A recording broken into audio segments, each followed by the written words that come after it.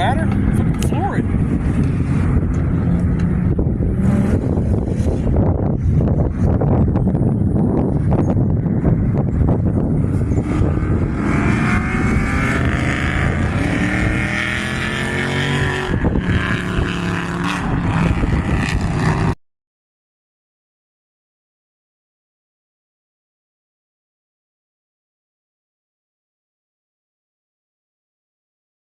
Hey everybody. Hey, we went to Hallet yesterday. We took the old Firebird. We went all the way to Chandler. We left here, went to Chandler. From Chandler, took some kind of back highways all the way up there to Hallet. So it was a pretty fun trip. We went with the Cruising Oklahoma group. If you're from Oklahoma area, definitely check them out on Facebook. It is a neat group. It's a lot of cruises. Really enjoyable. So we broke a few things on the trip, and just, y'all know this car is a piece of junk and kind of falls apart. So I'll give you a little rundown of it.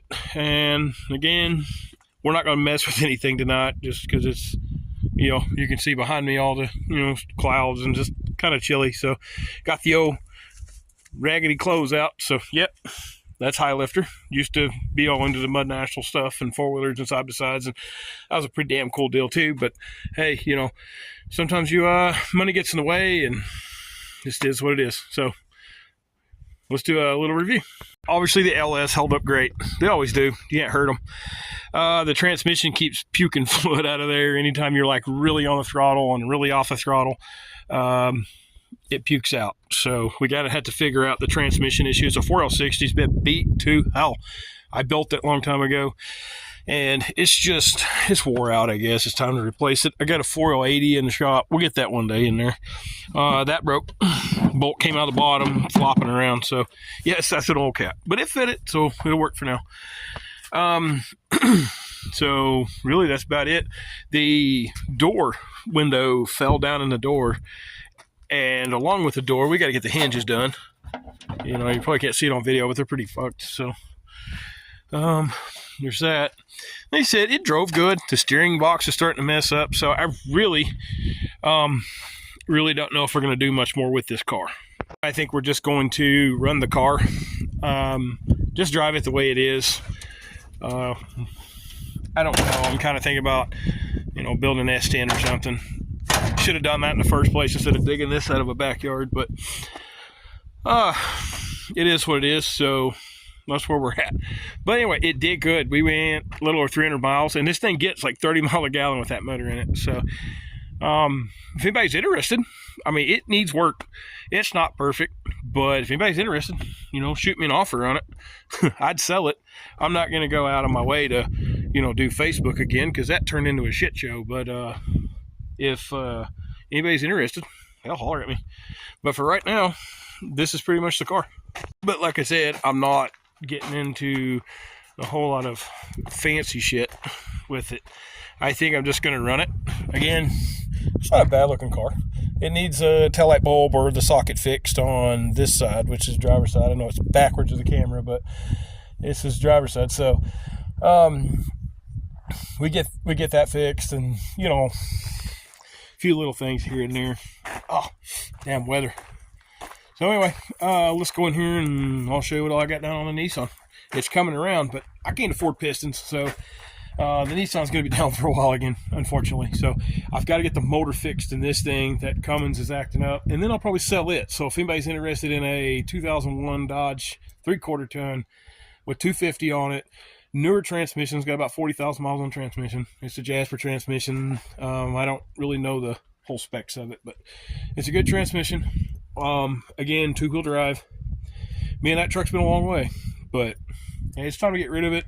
I got the white one over there behind me, the 15, so I got to sell this to pay for the Nissan, pay for the car. Maybe I'll sell the car and pay for just some other shit. I don't know. I'm kind of not behind on anything, but you know, it would be nice to have a little extra money and get rid of some of these bills. So anyway, let me get in the shop and we'll look at the Nissan. Okay, so we're in the shop.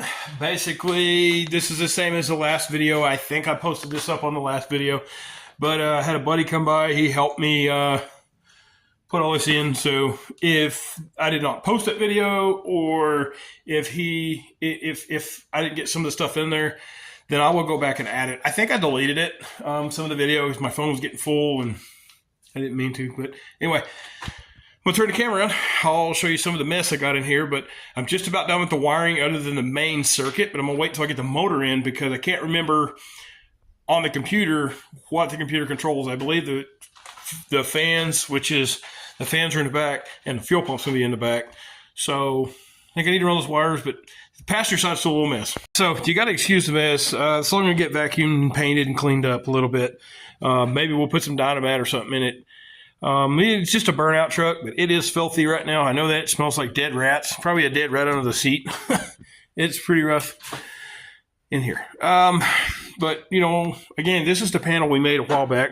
We made it where it all fits in. It's all pretty much hooked up. I'm going to have to pull it back out because none of the wires are hooked up to the engine, so I got to run all that. But I want to get the engine done.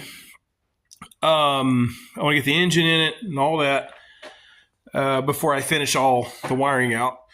So, you know, I did my Lingenfelter two-step, which is the nitrous controller two-step, in case I want to run nitrous. We have our just Amazon fuse block. Like I said, there's no signals, there's nothing. I'm going to cut this off right in here. I'm going to cut this off up here, cut the weld off, and cut this off, and then figure out what I got to do to make this work down here because my belly and just I'm too fat and it's hitting the steering wheel. I think it'll be a little more comfortable if we move it down about 2 inches. So 2 inches make a big difference there. Back here, like I said, back here we have the struts. I built this. This is, I mean, solid. We mounted a radiator. Radiator will actually fold up the way we built it down the bottom. It'll fold up. It'll like fold out and then come up. I'm not taking it out because, oh, just pain in the butt. What we might do once, you know, I got to thinking about it, we may flip this, you know, flip it around that way. We're going to change the fan, so I know that's ugly. Forgive me for that. Fuel cell is just Amazon 8-gallon fuel cell. So that ought to be enough to do a 2 or 3 minute burnout with this big motor we're building. I say big for me, probably about big for a lot of people. But anyway, they have a plate, or I will build a plate that goes here, and it's bolts into these bolts. And you take your fuel pump, and it just goes in, and then it's got a spigot off the top that you put fuel in. So I think it's another one of the Amazon deals. But like I said, this is a burnout truck. We're not trying to meet any it's not qualifications, but any regulations, any of that. So anyway, that's that. This is just the old center console. I'm just using it for parts. It's not going back in. We got king bearings, mains, rods, cam bearings. I'm trying to decide, though, if I don't do that, if I want to do the P44 pump or whatever the hell it's called to run it back. P44, that, I think that's a Cummins pump. Oh, well. But anyway, we're going to pressure it off of that. Right here is some more cheap Amazon fuel line, which is probably dangerous. But like I said, this truck is going to be as fast as we can make it, as burnout capable as we can make it, for as cheap as we can make it. Because I don't know about y'all, but I'm broke as shit. So I got my spare 5.3 here. This thing's just been laying around, a little bit of rust in certain areas, but we got her greased up real well.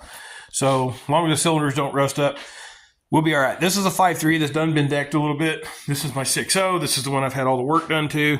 It's been greased up really, really well. So I don't see any rust on it. We're going to keep it that way. I need to get it built, but I just don't have money for pistons. This is the motor that got screwed. So that's, you know, the truck water pump, certain things like that. So it looks a little rough, but we're going to get it all cleaned up. We'll get it put in.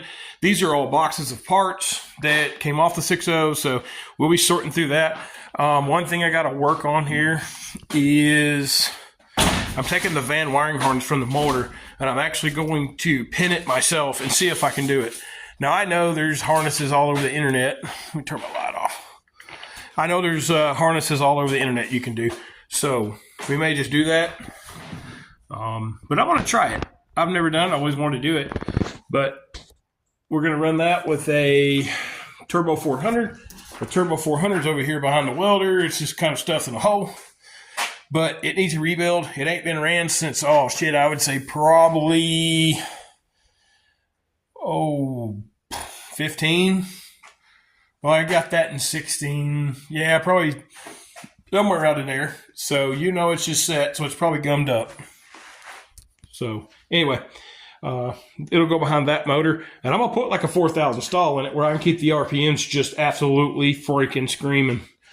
So between the Hallet trip and the other things I've been doing, this is where I'm at right now.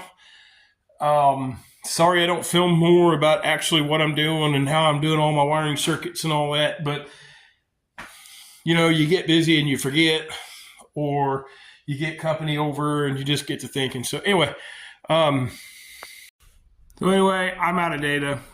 Guys, y'all take care. Thanksgiving's coming up. Hopefully I'll have another video up by then, but we will catch y'all later. See ya. Bye.